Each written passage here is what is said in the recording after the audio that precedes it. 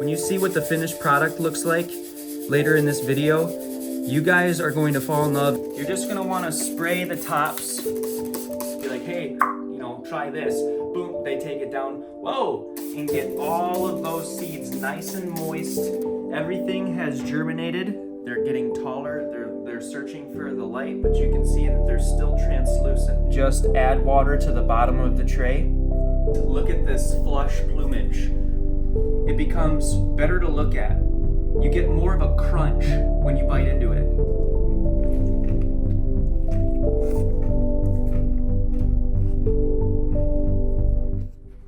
I'm gonna teach you how to grow nutrient-dense food indoors all year round with no space, just using your kitchen counter. This is our kitchen counter garden that ships to you nationwide.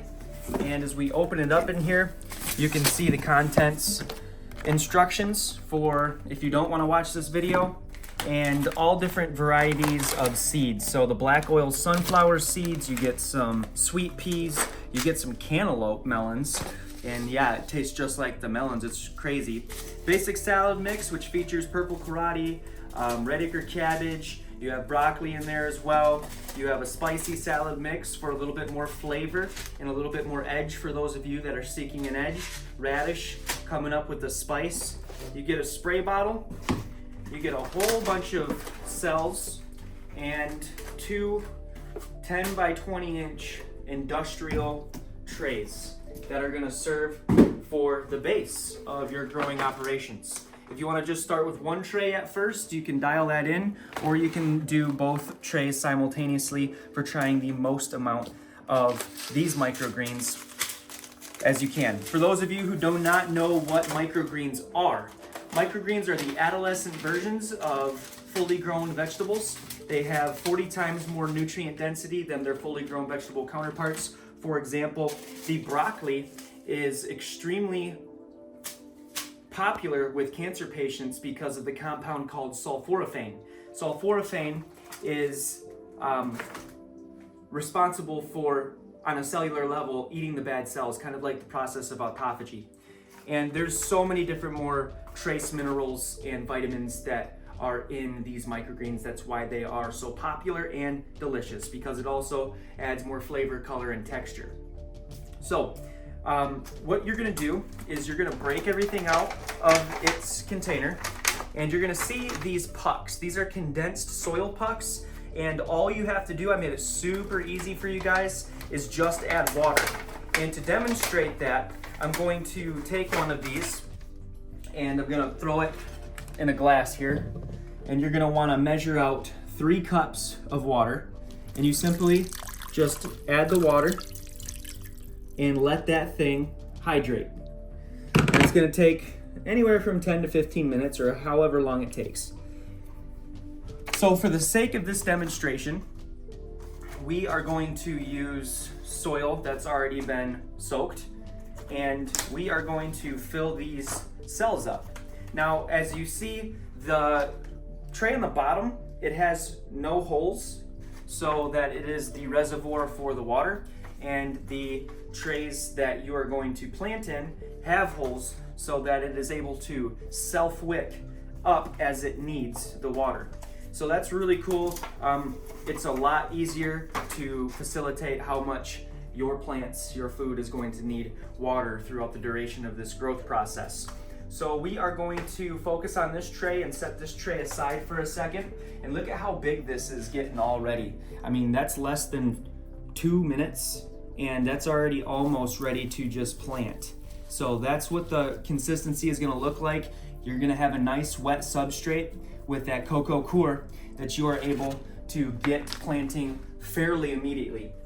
We are going to actually use some soil for our planting, and we're gonna throw this soil in here.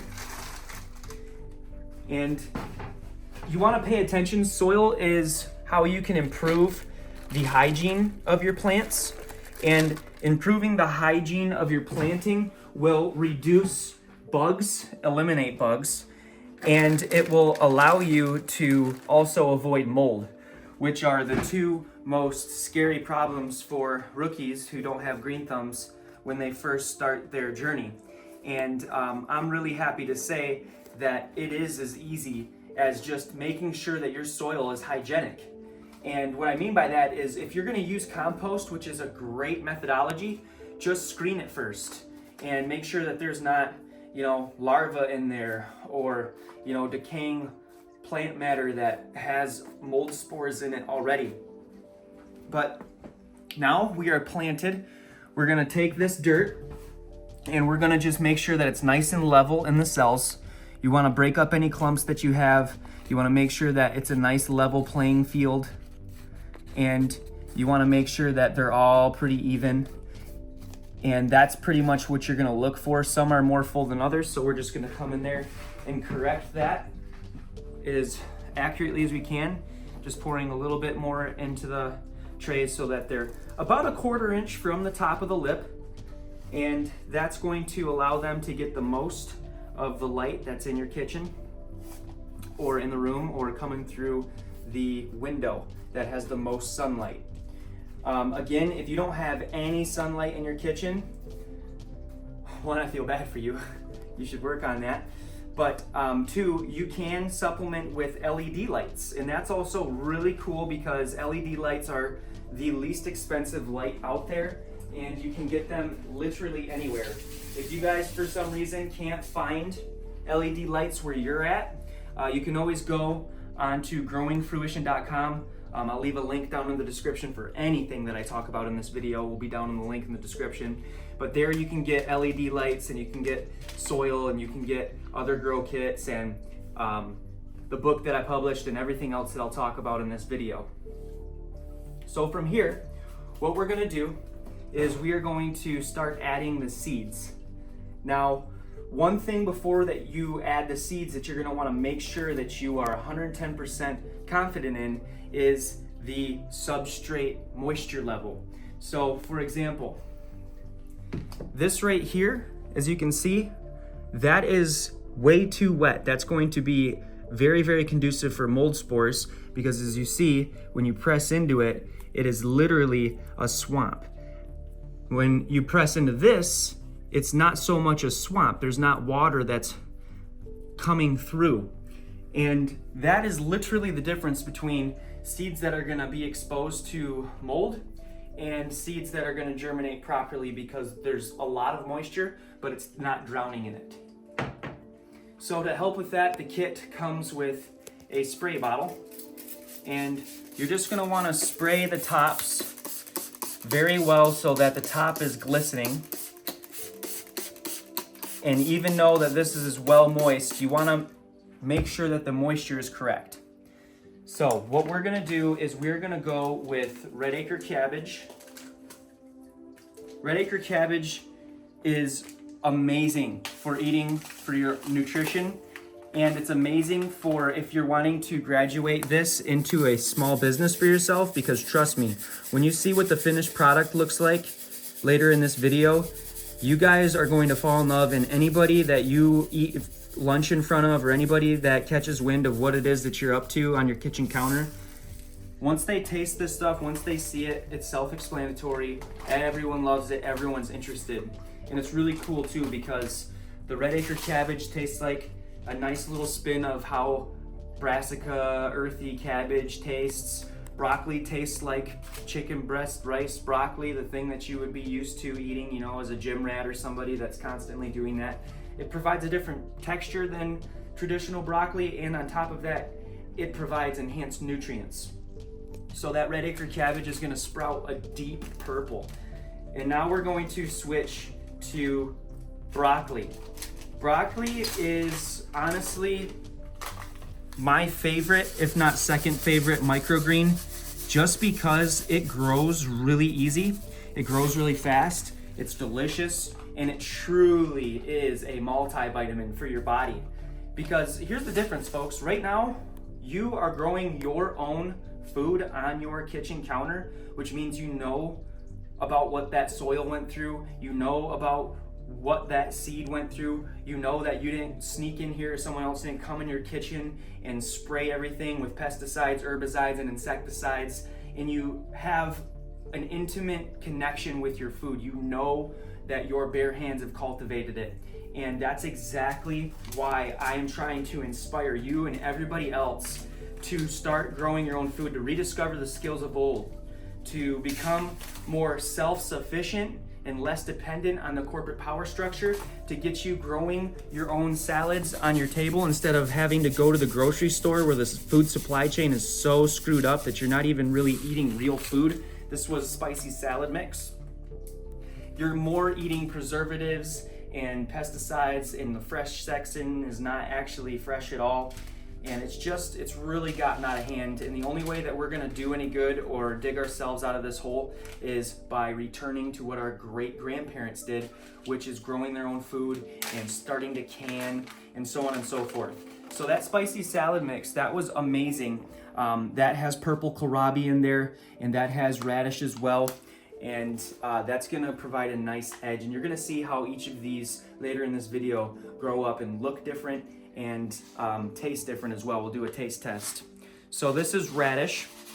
The radish is a noticeably larger seed. And right there, I just wanted to show you guys what happened as you're planting this. So it's a little, if you cut this like a sandwich in diagonals, this is fine. That's about the sparseness that you're looking for the seed to be sown.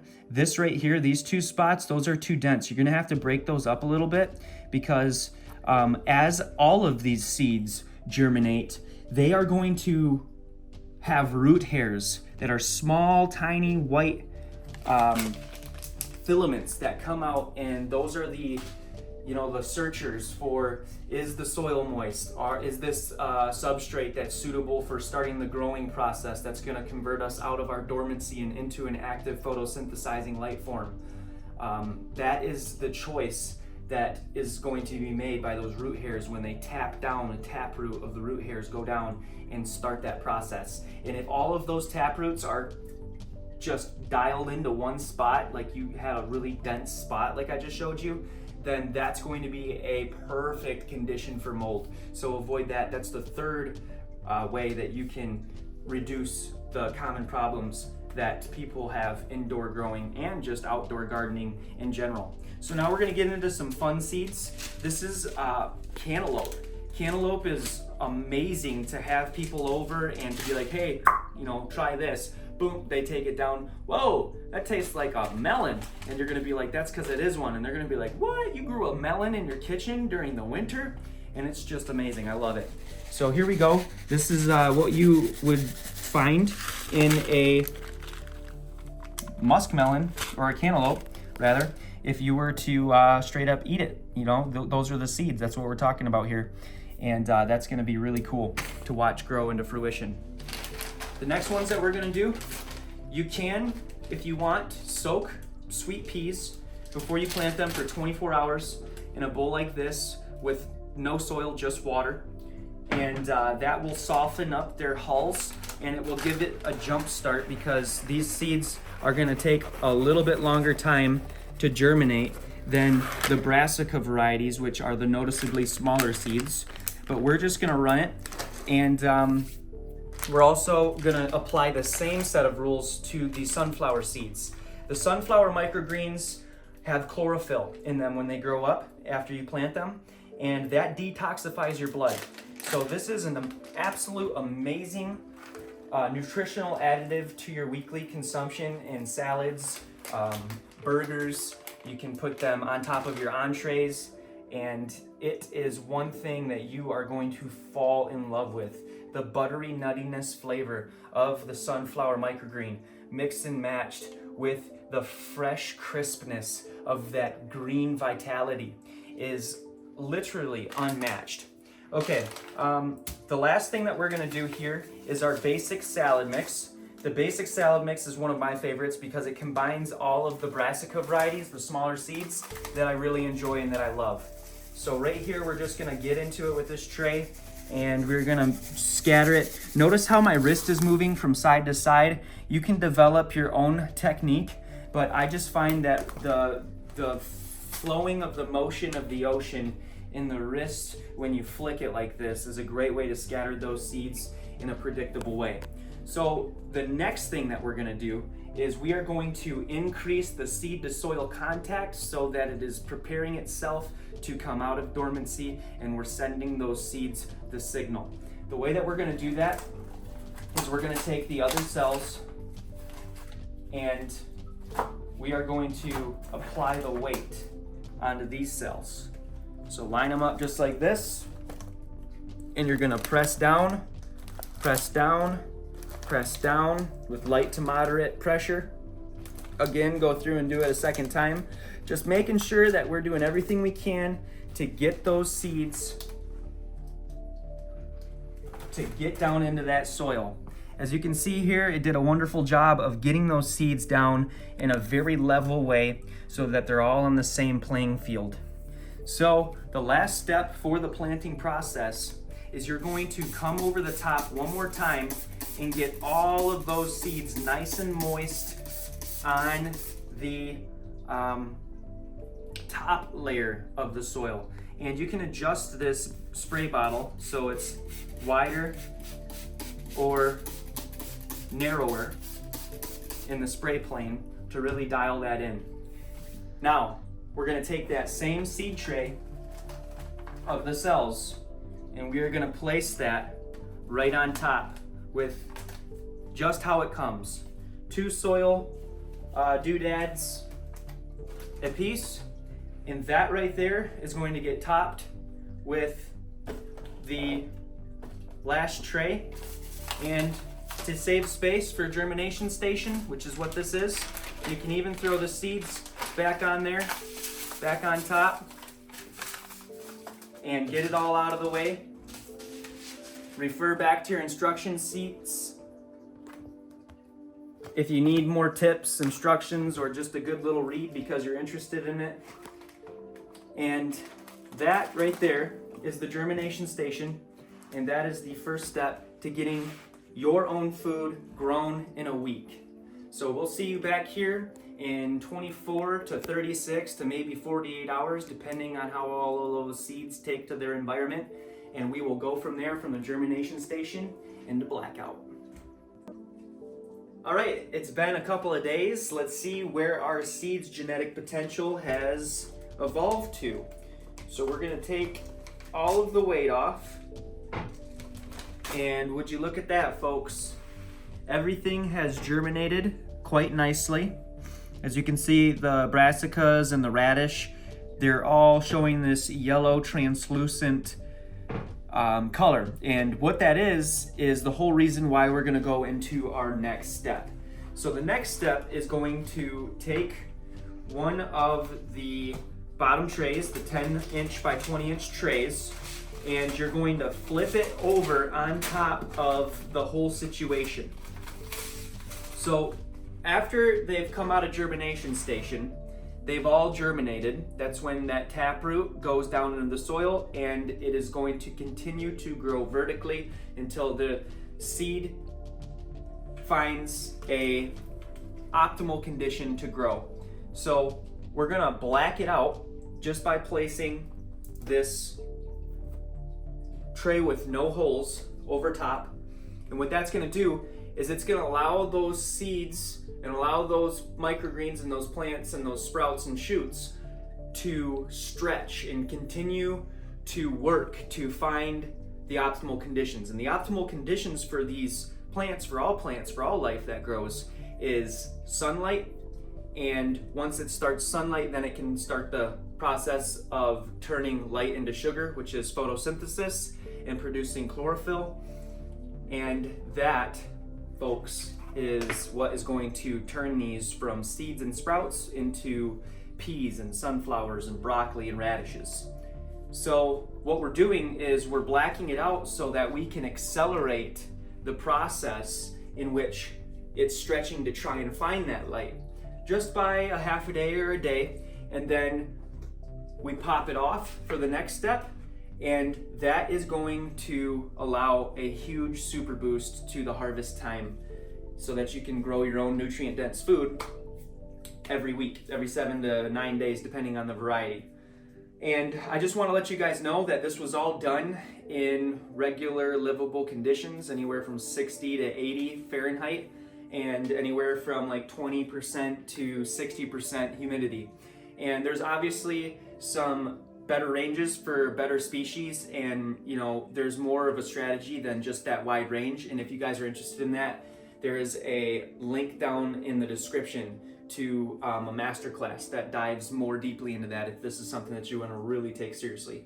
But this video and the instruction sheets that come with the grow kit, the kitchen counter grow kit, the kitchen counter garden, will be enough for you guys to start growing and eating your own food on a weekly basis. So we're going to leave this on here for any given amount of time. Usually it's 12 to sometimes 24 hours. And we're going to come back and then we're going to show you guys what the next step is. It's been a day in blackout, and check out this wonderful miracle. So all of these microgreens, all of these plants, they have stretched. They're getting taller, they're searching for the light, but you can see that they're still translucent. They still have the off yellow, kind of see-through tones through them. And now that they are sped up, now we've accelerated their genetic potential in trying to grasp and look and search out for light. Now we're gonna give that light to them, and that is going to really accelerate the harvest time. So you can either use the lights in your kitchen, or you can just move it to where there's a window nearby. And honestly, folks, that's as simple as it gets. So when you do take them out of blackout, you're going to want to give them a drink of water because they haven't gotten water in a while. And a really easy way, foolproof way for you to test this is to just touch the soil and see if it oozes water still. If it does ooze at this point, don't water because that's too much water. Or if it just seems dry to the touch or a little loamy, go ahead and feel free to add some more water. So to do that, we are going to get the spray bottle here and just pop the top off and pull up one of the cells and just add water to the bottom of the tray about halfway up. And that, on a level surface, will water every single one of these cells individually. And now it's time for these microgreens to grow up. And we'll see you through the growing process. So one thing that's really cool about this entire method is it familiarizes you with how to garden and how to farm. It familiarizes you with the way that a seed grows up and some of the characteristics that differentiate them from the other seeds. For example, all of these seeds here are brassica seeds, the smaller seed variety. This is a legume variety, and these three are a little bit slower than the rest. So these sweet peas right here, you can see very, very clearly. Why don't you get level right here?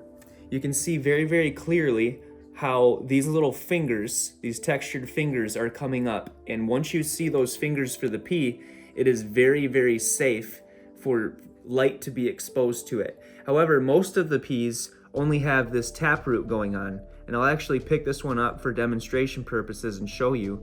That's why we call it a taproot, folks. Look at that. It's literally like a probing sentinel coming out of that seed's genetic control center. And once it finds what it's looking for in that soil, it's going to, boom, pop out that little baby arm of that taproot, or that cotyledon. That's what that's called. Or some people nickname it the true leaves. And then it grows up from there. And then these melons are doing the same exact things. I mean, it literally looks like a sperm cell. And that's why it is the miracle of life. I mean, these plants are alive as well. That's why it's so nutritious for us to include them in our diet every week, is because you're exchanging an energy signature that's alive and living, that you cultivated. So this is a really good way, if you don't have a green thumb, for you to practice one, acquire one, and really understand what's going on in your summer garden. So we'll let these things grow up, and we'll continue to show you the differences as they do. Day 4, this is growing up nicely. As you can see, completely lost the translucency that we were experiencing during the blackout, and the reason why is because as these plants eat light through photosynthesis, it colors with that phytopigment and that chlorophyll. And now all of these are starting to turn the colors that they are. This kit right here still comes with all of these discs, all of these different cells. So there's many generations, 48 generations that you can grow on your kitchen counter, which is awesome. And then at this point, these are gonna be eaten light and developing the root systems and sucking moisture out of their substrate at quite the clip, at least compared to previously through this process. So what I'm gonna show you guys before I get into that is these peas. So these peas are having a harder time, as they should, because they're a slower growing plant. So we're just gonna mist the top of those and be pretty judicious for that, so that the hulls can continue to soak in that moisture. And you just wanna pay attention that you're not overdoing it for mold. And I would not recommend that for the sunflowers, just because their hulls retain and contribute to mold a lot easier. But essentially, you're gonna just fill this spray bottle up. You're gonna pop the top off, and you're gonna fill the bottom reservoir just like this, just pouring it right down in there. And you're going to wanna do 2 of these a day. And if you notice that your soil is really wet and saturated like a swamp or like a bog, then don't do 2 of these. Do 1.5 or 1. Right now I can see that these are pretty wet still, so I'm actually gonna just do about 1.25, not even. And the way that you tell that, folks, is through experience. The instructions are gonna say what they're gonna say. I'm gonna say what I'm gonna say, but at the end of the day, when you're growing these and you have these cells, you're just gonna use your finger. Remember how we did that before in the video? Well, now you can start to see that soil glisten when I touch it, and that just straight up means that it doesn't need very much more water. And if you provide it much more of that water, what you'll end up doing is causing a detriment to that soil hygiene, and it'll be introduced to things that are unattractive, like mold, mildew, so on and so forth. So that's about it for day 4. We will see you on day 5, and we will talk a little bit about each variety and the nutritional benefits, and start to lead into harvest time. So that is awesome. Hopefully you guys have made it to about page 25 in the book. If you haven't, it's a great companion to reading while you're growing your kitchen counter garden. Day 6, look at this flush plumage. Red Acre cabbage, the melons, looking a lot like the sunflowers, but believe me, taste completely different. The peas are coming up with the sweetness. You've got the broccoli, the radish, the basic salad mix, the spicy salad mix. And this is what it's all about, folks. So I'm gonna teach you some tips and tricks to harvesting. So when the radishes come over this side, when the radishes are this tall, what you wanna do is you wanna ride this black line as a beginner or as a rookie, because it will make sure that you never get any dirt on the tips of your shears. But if you're a little bit more experienced, you want to utilize as much as you can right here. So right about, I'd say 1/2 inch above the soil line. And that's as simple as it gets. You're just literally scissoring what you want to eat out. So that's the radish.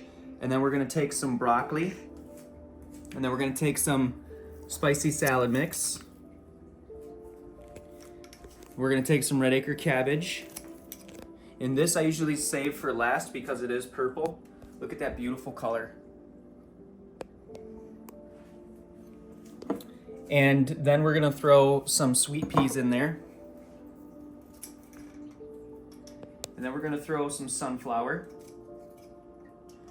And the sunflower have that chlorophyll in there, which detoxifies your blood. The sweet peas are really good for the sustenance microgreens. So they have the most protein and carbohydrate density. That's why they're in our survival pack on growingfruition.com, link in the description. If you're looking to grow on the go, if you're looking for a survival situation or something to grow that's gonna be able to sustain you, that's popular. And the radish, they're high in beta carotene, vitamin A, vitamin E, vitamin C, and then the melons. This is such a crazy, I wanna taste this on for you. So this is a cantaloupe right here. It's so trippy. It literally tastes like a cantaloupe. Like if you were to slice into a cantaloupe and throw it in your mouth, the only difference is you can tell that it is young. It's got that green, like vital taste. But other than that, it is identical to the taste of a cantaloupe. Delicious. And remember, folks, this is the reason why we're doing this is because this is living shelf life. Like you can have this on your kitchen counter, and when you make a sandwich Monday, you can throw some on there just like this. And when you cook dinner on Wednesday, you can take a little pluck from it, throw it on everybody's plate. You can have it literally right next to whatever it is that you're serving. It looks beautiful. I mean, look at this, folks. People pay big money for this at the box stores to green up their homes and liven their homes. And on top of that, it is nutritionally powerful. So right here I have a sandwich, and this is a local sandwich. Check out this lettuce here. That lettuce, all the nutrition is expired from that, and people are so sick and tired of this day and age of iceberg lettuce and romaine lettuce. It's just played out. Now watch what happens when you introduce what you just harvested and grown in 6 days, folks. It only took 6 days. And look at what that sandwich becomes. It becomes more nutrient dense, more dense with trace minerals.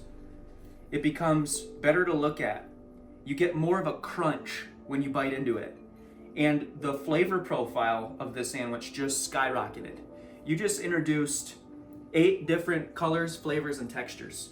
And that's why I'm so passionate about microgreens, because this is a way for you to upgrade as a chef in your kitchen, a way for you to experience new tastes and flavors if life is getting a little bit stale in the lunch and dinner department. And this is also a way for you to discover the skills of old by learning how seeds germinate, how they grow, how much water that they need. And it's truly a relationship of you understanding how to cultivate life with your bare hands. And if you cultivate that life with your bare hands and then you eat it, that's an energy exchange. That's a live electrical connection. This is currently photosynthesizing. It's currently sending signals and probing back and forth from the soil, growing itself actively. When you clip that and you eat it, that is still available to you. And that's the difference between dead food and alive food. And in this day and age in this country, we don't have very much alive food anymore. Almost every single thing that you eat at the grocery stores is irradiated, has chemical pesticides, preservatives, artificial dyes, food chemicals, and it's just disgusting what it is we're putting in our body. And we're wondering why everybody has colitis and Crohn's disease, and why people have upset stomach and all of these diseases A through Z. And as a country, how do we deal with that? Well, you go to the doctor's office, you say what hurts or what you're dealing with, and then they give you pharmaceutical medication that they're getting a commission from Big Pharma. And that's how we treat and deal with disease in this country, and it's totally wrong. It's totally wrong because back in the 1920s, I'm actually not sure of the date, but when Rockefeller industrialized the oil industry, he also completely eliminated the naturopathic and the natural medicines and the herbology education, because that's when he totally took over the education industry. And what that did to us as a society is it got us to be reliant and dependent on whatever it is that the system was trying to be profitable on. In this case, we don't have any living food unless you grow it yourself, and this is exactly what this is meant to do. It's meant to ship just as you see it, like this, in a nice little container that shows up on your doorstep. Next thing you know, you are learning a lesson, spending time with your family, and asking questions that matter, and providing living nutrients in your diet on a weekly basis, all in one fell swoop. And that is the cherry on top, almost tasting as good as this.